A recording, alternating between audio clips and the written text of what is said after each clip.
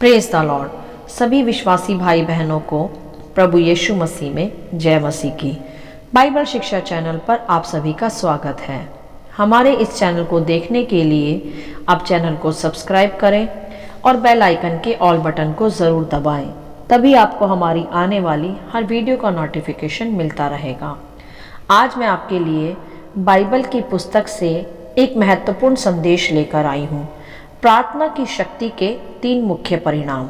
तो चलिए भाइयों बहनों, हम वीडियो स्टार्ट करते हैं। बाइबल दर्शाती है यहाँ कि प्रभु यीशु मसीह ने स्वयं ही मत्ती अध्याय 24 के 41 वचन में अपने चेलों को सिखाया और कहा कि जागते रहो और प्रार्थना करते रहो कि तुम परीक्षा में ना पड़ो। जी हाँ भाइयों बहनों, परीक्षा अर्थात प्रार्थना की शक्ति से हम बहुत सी परीक्षाओं में सफल हो पाते हैं और उससे बच भी पाते हैं और नया बल और हियाव भी पाते हैं। इसीलिए बाइबल हमें नित्य प्रार्थना करने के विषय सिखाती है।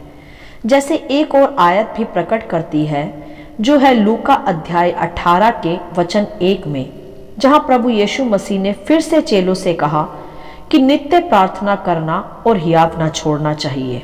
हालेलुया। वैसे तो मेरे प्रियो, बाइबल भरी पड़ी है प्रार्थना की शक्ति के विषय दी गई आयतों से, परंतु आज यहाँ हम कुछ विशेष 3 उदाहरणों से प्रार्थना की शक्ति के परिणाम के विषय देखेंगे।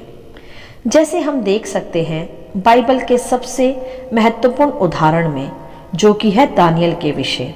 जी हाँ, जो नित्य अपनी रीति के अनुसार दिन में 3 बार प्रार्थना किया करता था, और उसी प्रार्थना के शक्ति का परिणाम भी हम दानियल के जीवन में देख सकते हैं कि जब राजा ने अपने अधिपतियों और अध्यक्षों के कहे अनुसार उस पत्र पर हस्ताक्षर कर दिए जिसमें राजा को छोड़ किसी अन्य देवता को दंडवत ना करने के विषय लिखा गया था, तब उसी पत्र के कारण दानियल को दंड मिलने वाला था।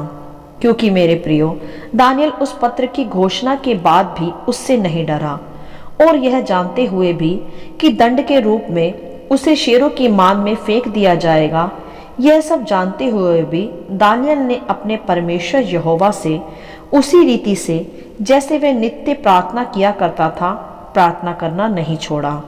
और उसका परिणाम यह हुआ कि जब दानियल के द्वारा राजा की आज्ञा पत्र का उल्लंघन किया गया, तब फिर दानियल को शेर की मान में डाल दिया गया। और जब दानियल को शेरों की मान में फेंका गया, तब भी दानियल डरा नहीं, हियाव बांध वहां भी प्रार्थना करने लगा। तब उसका परिणाम हम सभी भली प्रकार जानते ही हैं कि उन शेरों ने दानियल की कोई भी हानि नहीं की, क्योंकि मेरे प्रियो, परमेश्वर यहोवा ने उन शेरों का मुंह ही बंद कर दिया था, जिससे वे दानियल की कोई भी हानि ना कर पाए और दानियल सुरक्षित बाहर आ पाया। हालेलुया। यही है परिणाम मेरे प्रियो प्रार्थना की शक्ति का, जो दानियल नित्य किया करता था, जिसके कारण मौत भी उसे छू ना सकी। हालेलुया। तो मेरे प्रियो, हमें भी कितना प्रार्थना करने की आवश्यकता है ताकि हम भी परीक्षा में ना पड़ें, और यदि पड़ भी जाएं तो प्रभु हमें उससे सुरक्षित रूप से छुड़ा ले। हालेलुया।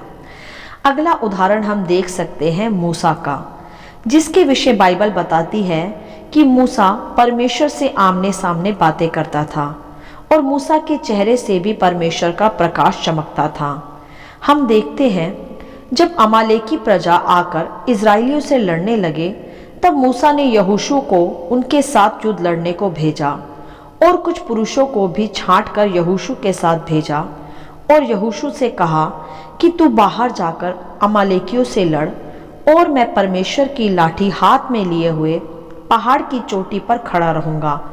और बाइबल स्पष्ट करती है मेरे प्रियो कि जब तक मूसा अपने हाथों को लाठी लिए उठाए रहता, तब तक यहोशू अमालेकियों से युद्ध को जीतता, और जब मूसा के हाथ थक जाते और वह हाथों को नीचे करता, तब अमालेकी जीत जाते। इसी कारण फिर हूर और हारून ने आकर मूसा के हाथों को उठाए रखने के लिए उसे सहारा दिया, और इस प्रकार यहोशू और सभी इजरायली प्रजा अमालेकियों से युद्ध को जीत गए और एक बड़ी विजय को वहां हासिल किया। हालेलुया। यहाँ भी हम देख सकते हैं मेरे प्रियो प्रार्थना के पावरफुल रिजल्ट को, जिसमें कि हमने देखा कि मूसा जब हाथ उठाता तब प्रार्थना करने का एक विषय दर्शाया जाता है जो वह उस घड़ी नित्य करता रहा। जब शत्रु ने उन पर चढ़ाई की, उस घड़ी उन्होंने केवल युद्ध ही नहीं किया वरन नित्य प्रार्थना भी की अपनी विजय के लिए। और परिणाम यह हुआ कि प्रार्थना के ही कारण वहां इजरायली प्रबल रहे, क्योंकि हमने देखा वहां कि जब जब मूसा हाथ नीचे करता इजरायली हारने लगते और जब जब मूसा हाथ उठाता इजरायली जीतने लगते। अर्थात मेरे प्रियो, शक्ति घोड़े, रथों या तलवारों और भालों में नहीं थी, शक्ति थी प्रार्थना करने में, जो मूसा उस घड़ी निरंतर कर रहा था। और हूर और हारून ने भी उसके साथ मिलकर प्रार्थना की, जिसका परिणाम यह हुआ कि वह शत्रु पर विजयी हुए। हालेलुया। तो मेरे प्रियो, जब मूसा जो यहोवा से आमने सामने बातें करता था उसे इतनी प्रार्थना करने की आवश्यकता है, तो फिर हमें कितनी अधिक होगी। तो मेरे प्रियो, नित्य प्रार्थना में लगे रहें और हियाव न छोड़ें। एक अन्य व आखिरी उदाहरण हम देख सकते हैं बाइबल में कि जब प्रेरितों अध्याय 12 में हम देखते हैं कि राजा हेरोदेस ने पतरस को बंदी गृह में डाला और कड़े पहरों में जंजीरों में उसे जकड़ा कि अगले दिन उसे लोगों के सामने लेकर जाए। तब बाइबल स्पष्ट करती है वहां कि उस समय में जब कलीसिया को यह पता चला कि पतरस पकड़वाया गया है और बंदी गृह में है, तब कलीसिया उसी घड़ी लो लगाकर प्रार्थनाएं करने लगी।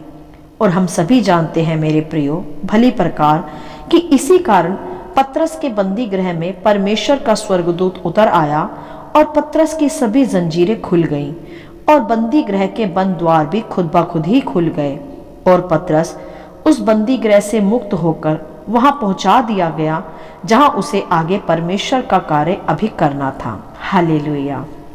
तो यहाँ भी हमने देखा पावर ऑफ प्रेयर को, जो कलीसिया के लो लगाकर की जाने का परिणाम था कि पतरस के सभी बंधन उसी घड़ी प्रार्थना की शक्ति से खुल गए और वह बंदी गृह से बहुत ही सरलता पूर्वक बाहर निकल आया।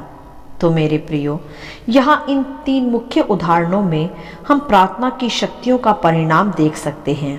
पहला, दानियल के जीवन से कि वह मौत के मुंह से भी बाहर आ गया और वो भी बिना किसी हानि के, वरन हियाव व दृढ़ता के साथ, और शेर उसकी कोई भी हानि नहीं कर पाए। कारण रहा प्रार्थनाओं की शक्ति। दूसरा, मूसा के द्वारा की जाने वाली नित्य प्रार्थनाएं, परिणाम यह रहा कि वह युद्धों को जीत गए, शत्रु की सामर्थ को हराया और विजयी हुए। कारण था प्रार्थना की शक्ति।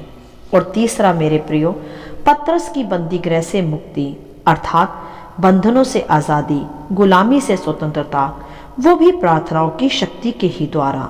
तो मेरे प्रियो, यही प्रभु ने चेलों को भी उस घड़ी सिखाया और आज हमें भी सिखाते हैं कि नित्य प्रार्थना करो और हियाव न छोड़ो और प्रार्थना करो कि तुम परीक्षा में ना पड़ो। मेरे प्रियो, यही मुख्य 3 परिणाम आज प्रभु हमें फिर से स्मरण कराते हैं, जो कि बाइबल के इतिहास में दर्ज हैं और आज हमारे लिए एक उदाहरण है कि हमें कितनी अधिक प्रार्थना करने की आवश्यकता है। और हम सभी जान चुके इन उदाहरणों के कारण कि प्रार्थनाओं की शक्तियों का परिणाम क्या हुआ। तो मेरे प्रियो, यदि आज आपका प्रार्थना जीवन घट गया है तो आज फिर से इन अध्यायों के आधार पर, इन उदाहरणों के आधार पर अपने प्रार्थना जीवन को मजबूत करें, नित्य प्रार्थना में लगे रहें, हियाव ना छोड़ें, ताकि हम पर कभी परीक्षा ना आए, और यदि परीक्षा आ भी जाए तो हम सफलतापूर्वक उस परीक्षा में से पास हो सकें। यही है मेरे प्रियो प्रार्थनाओं की शक्तियों का परिणाम। हालेलुया। आशा करती हूँ इस संदेश का संक्षिप्त विवरण आप सभी को समझ में आया होगा। प्रभु आपको अपनी पवित्र आत्मा की भरपूरी से सदा भरता रहे। यदि आप चाहते हैं कि दूसरे भी इसे सुनकर आशीष पाएं, तो आप दूसरों के साथ भी इसे शेयर कर सकते हैं, क्योंकि हमारे प्रभु यीशु मसीह की यही इच्छा है। आमीन। And God bless you all.